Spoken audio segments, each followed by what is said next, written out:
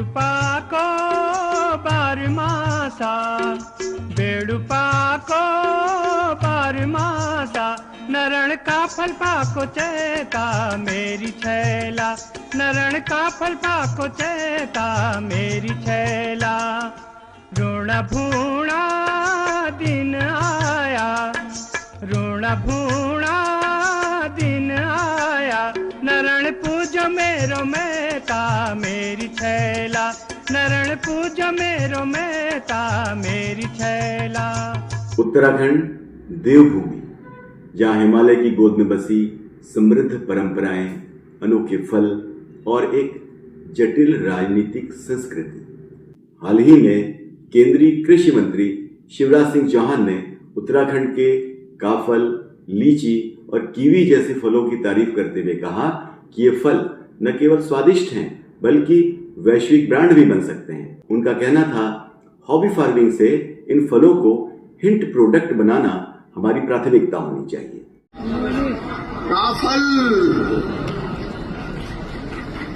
काफल की दुनिया में डिमांड बढ़ रही है, तो भैया काफल भी पैदा करना पड़ेगा, कीवी भी पैदा करनी पड़ेगी। और अपनी लीची तो देख के ही मुंह में पानी आ जाता है। और यहाँ का जो मोटा अन्न है वो तो अद्भुत है।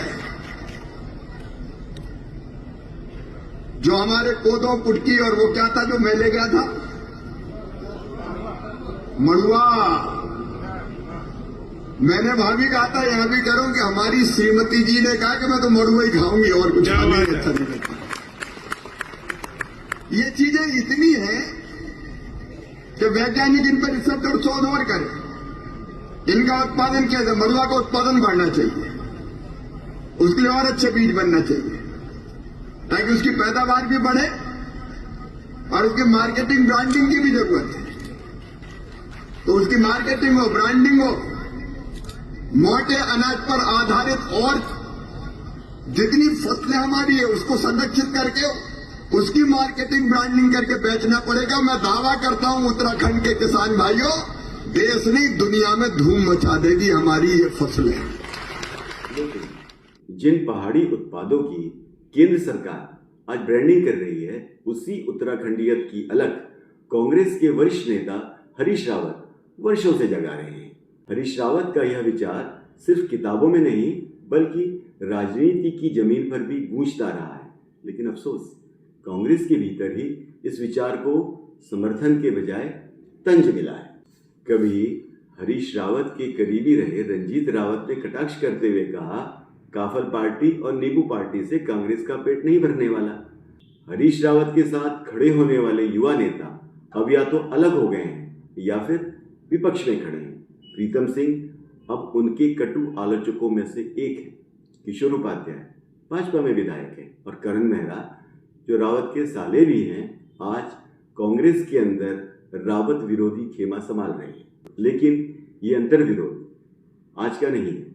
इसकी शुरुआत 2002 में तब हुई जब कांग्रेस ने बहुमत हासिल किया, पर मुख्यमंत्री हरीश रावत नहीं, नारायण दत्त तिवारी बनाए गए। रावत और उनके सहयोगियों ने तिवारी सरकार को हर कदम पर घेरना शुरू किया। इसी दौर में कांग्रेस के भीतर गुटबाजी की एक नई बुनियाद रखी गई। प्रीतम सिंह और किशोर उपाध्याय जैसे नेता सरकार में रहते हुए भी असहमति के सुरों में थे। बाद के वर्षों में यही कलह और गहरी हुई।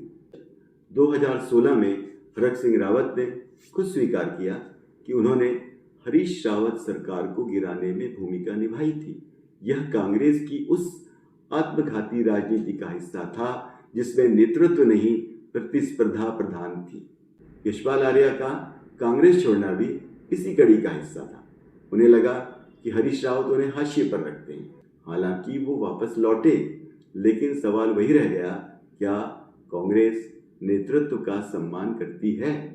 फिर भी हरीश रावत की एक बड़ी ताकत है अल्पसंख्यकों में उनकी स्वीकार्यता। मुस्लिम समुदाय उन्हें अब भी एक भरोसेमंद नेता मानता है और यही समर्थन उन्हें कांग्रेस के भीतर जमीन पर मजबूती देता है।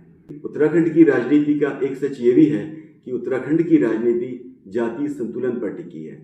ठाकुर वोट बैंक भाजपा का आधार है तो ब्राह्मण और दलित वर्ग कांग्रेस की उम्मीद। लेकिन बीते एक दशक में भाजपा ने इन वर्गों में भी घुसपैठ की है। ऐसे में दलित और अल्पसंख्यक ही कांग्रेस की नैया पार लगाने वाले मतदाता हैं और दूसरी तरफ भाजपा संगठित, रणनीतिक और एक स्थिर नेतृत्व के साथ आगे बढ़ रही है। मुख्यमंत्री पुष्कर सिंह धामी एक ऐसे नेता के रूप में उभरे हैं जो पहाड़ और मैदान दोनों की नब्ज जानते हैं, लेकिन कांग्रेस में नेतृत्व का असमंजस, संगठन की बिखरावट और दृष्टि का अभाव, ये सारी कमजोरियां भाजपा को बढ़त दिला रही हैं।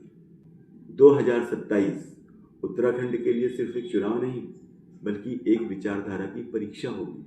अगर कांग्रेस ने अब भी आत्ममंथन नहीं किया तो उत्तराखंडियत भी भाजपा के घोषणा पत्र का हिस्सा बन जाएगी और काफल पार्टी महज एक उपहास नहीं, कांग्रेस की असल पहचान बन जाएगी।